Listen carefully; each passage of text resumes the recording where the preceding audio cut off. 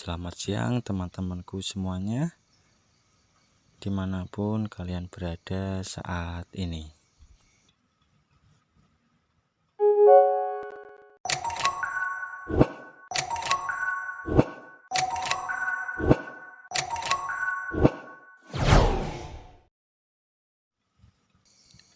Ya, berjumpa kembali bersama channel kesayangan kita, channel yang berisikan tentang konten vlog yang disertai dengan konten cerita. Jadi dalam sebuah konten, teman-teman dapat menikmati dua hiburan sekaligus. Yang pertama adalah pemandangan alamnya, dan yang kedua adalah isi dari cerita tersebut yang alurnya itu mampu membuat kita larut ke dalam alurnya. Sebelumnya saya doakan untuk teman-temanku semuanya, semoga selalu dalam keadaan yang sehat dan selalu dimudahkan dalam urusan mencari sebuah rezeki.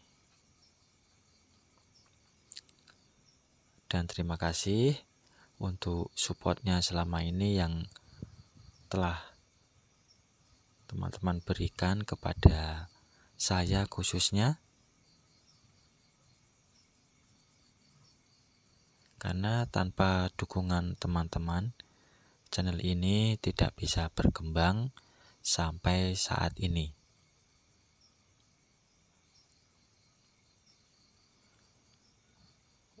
Cuaca kali ini sangat cerah sekali ya teman-teman. Terlihat dari langitnya pun sangat cerah.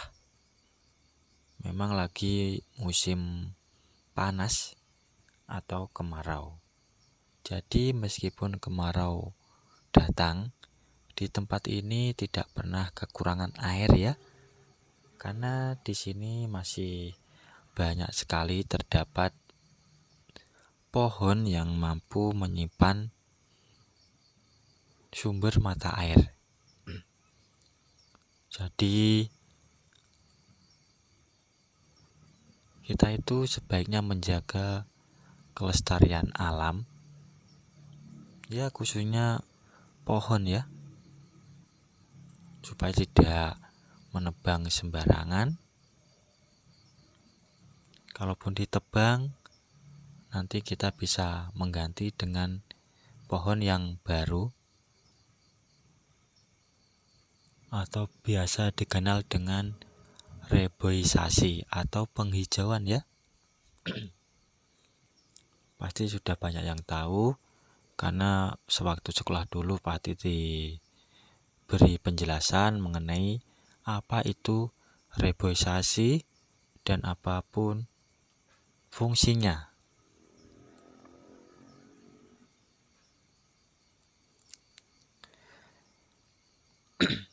Semua makhluk hidup di sekitar kita secara langsung atau tidak langsung saling terkait.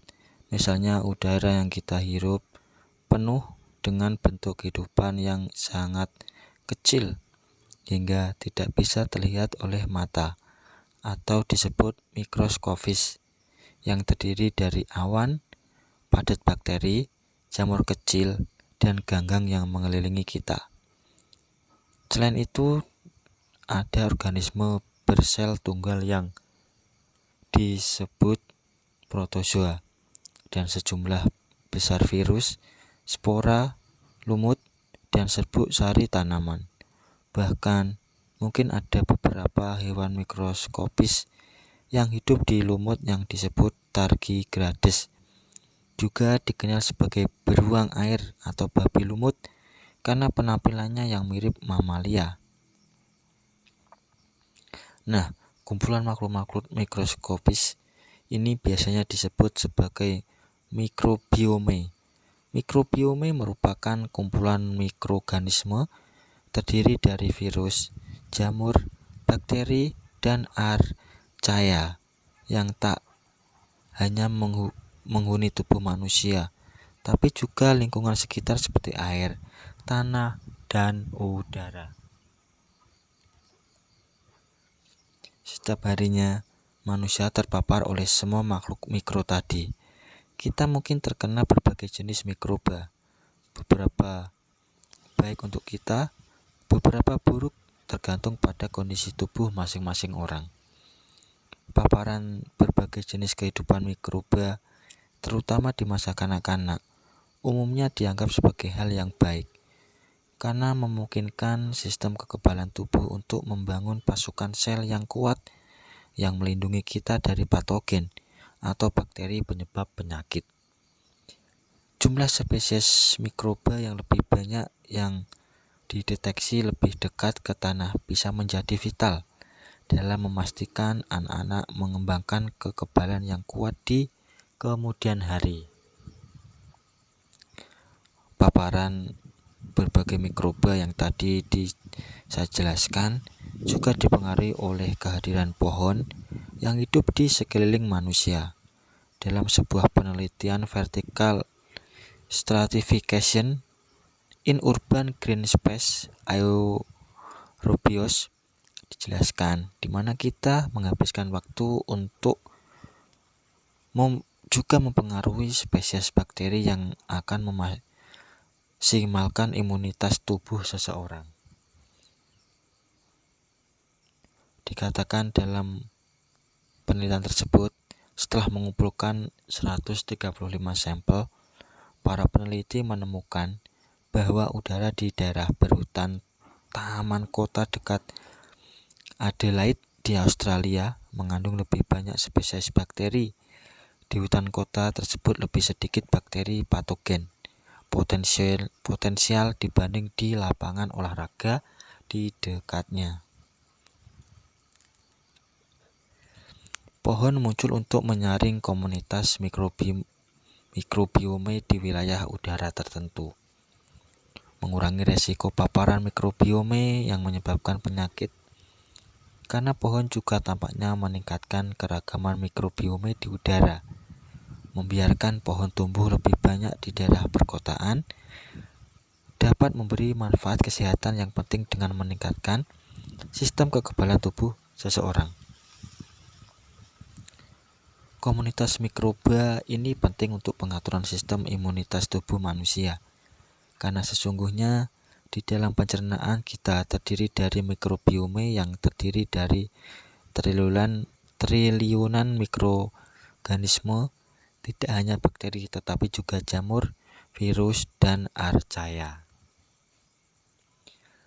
Tak hanya di usus, mikrobiome pun sebenarnya menghuni bagian tubuh lain, seperti paru-paru, mulut, hingga kulit. Mikrobiome pantas disebut sebagai organ pendukung utama karena menjalankan begitu banyak peran kunci dalam kelancaran metabolisme harian tubuh manusia.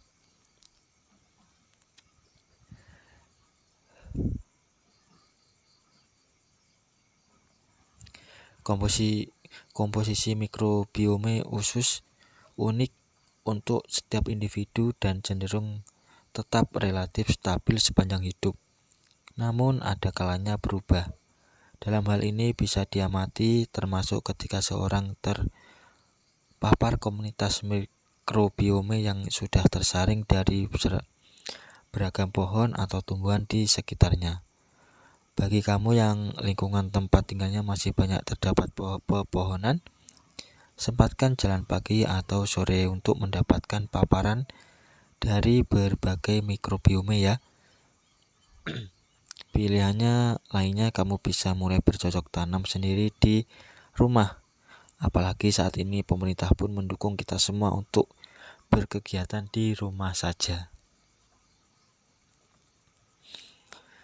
Jika ingin sesuatu yang lebih menantang, kamu bisa pergi ke tempat yang menyediakan fasilitas berkemah.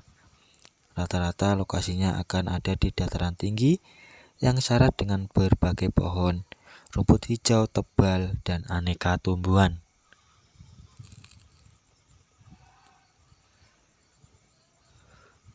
Jadi, apa benar hadirnya berbagai jenis pohon di sekitar kita dapat membantu memaksimalkan kesehatan manusia? Jawabannya tentu saja iya, karena pohon-pohon di sekeliling kamu akan menyaring sejumlah mikroba di udara, meminimalkan kamu terpapar jenis mikroba yang menimbulkan berbagai macam penyakit. Keberagaman mikrobiome selain bisa didapatkan dari asupan makanan yang mengandung sejumlah probiotik, juga bisa ditempuh dengan turut menjaga semua jenis tumbuhan atau pohon yang ada di sekitar kamu. Secara kasat mata, mungkin mereka tidak melakukan apa-apa, tapi sesungguhnya pepohonan tersebut sedang menjaga sistem mikrobiome kamu berjalan dengan baik.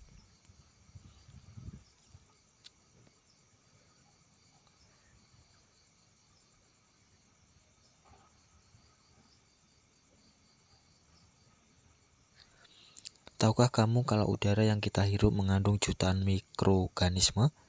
Hal ini membuktikan bahwa mikrobiome ternyata ada di mana-mana, bukan hanya di permukaan dan dalam tubuh kita. Setiap meter kubik udara mengandung ribuan sampai jutaan mikroorganisme berbeda.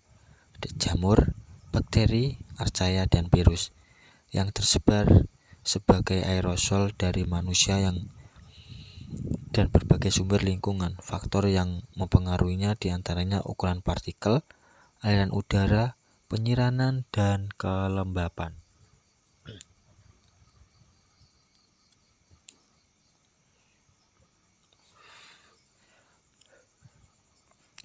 Udara adalah jalur penting peredaran mikroorganisme global dan merupakan sumber utama paparan mikrobiome manusia. Di Beijing, Tiongkok, kebanyakan mikroorganisme yang terhirup berkaitan dengan tanah yang bersifat non-patogen, namun mikroba yang dikenal bisa menyebabkan alergi dan penyakit pernapasan juga terdeteksi. Bakteri feses juga menjadi komponen polusi udara yang menonjol. Kemungkinan berasal dari peternakan di desa atau dari selokan. Nah, untuk mengurangi mikroba airborne yang berasal dari sumber feses dan darat, penelitian menyarankan untuk memperbaiki kualitas tanah dengan tanaman. Sementara itu, di Urumqi di barat daya Tiongkok, terdapat beberapa bakteri yang biasa menimbulkan penyakit pada individu dengan kelainan imun, tapi tidak berbahaya pada populasi yang sehat. Beberapa spora jamur yang terdeteksi di sini berkaitan dengan alergi.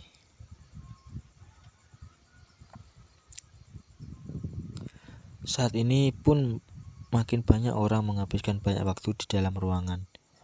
Namun hal ini bisa mengakibatkan perubahan pada komposisi, fungsi, dan aktivitas mikroba udara. Selain itu, ada bukti bahwa mikroba bisa terkirim ke jarak yang sangat jauh dan bahkan ketinggian. Butiran pasir bisa terangkut hingga ribuan kilometer dan membawa bakteri. Ilmuwan mengaitkan debu yang tertiup angin dari padang Sahara Afrika yang sampai ke Amerika Utara dengan meningkatkan asma di Karibia. Ternyata populasi bakteri bisa terkoneksi secara global karena perubahan iklim.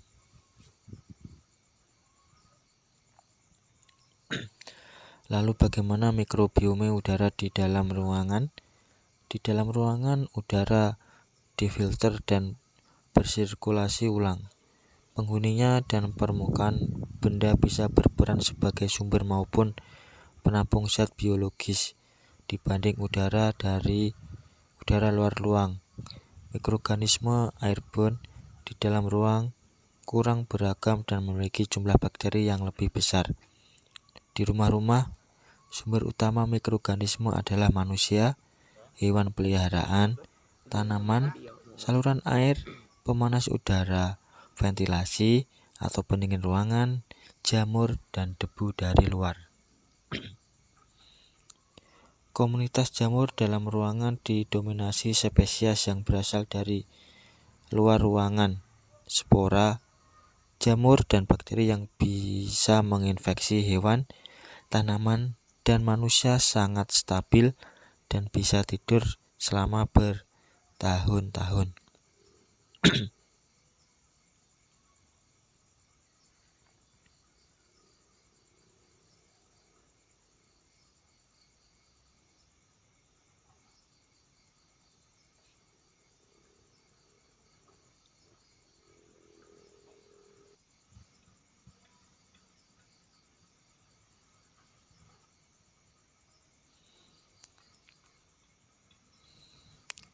Sementara itu, lingkungan tertutup seperti kapal pesiar sering terdampak wabah norovirus yang biasanya tidak terlalu berbahaya bagi orang dewasa yang sehat, tetapi bisa membahayakan anak-anak dan lansia.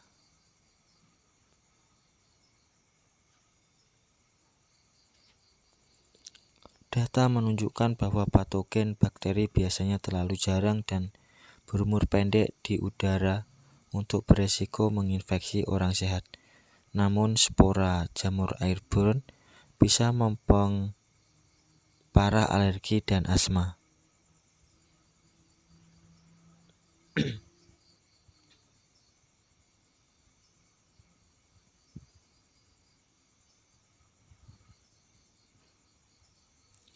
Kamu sekarang mulai kebayangkan kalau bakteri baik juga bisa mati karena antibiotik. Sistem kerja mikrobiome akan kacau dan kesehatan keseluruhan juga kena dampaknya. Selain itu, para ilmuwan telah lama mengetahui bahwa penggunaan antibiotik yang berlebihan bisa lebih berbahaya daripada kebaikan. Misalnya, penggunaan berlebihan dapat menyebabkan resistensi antibiotik.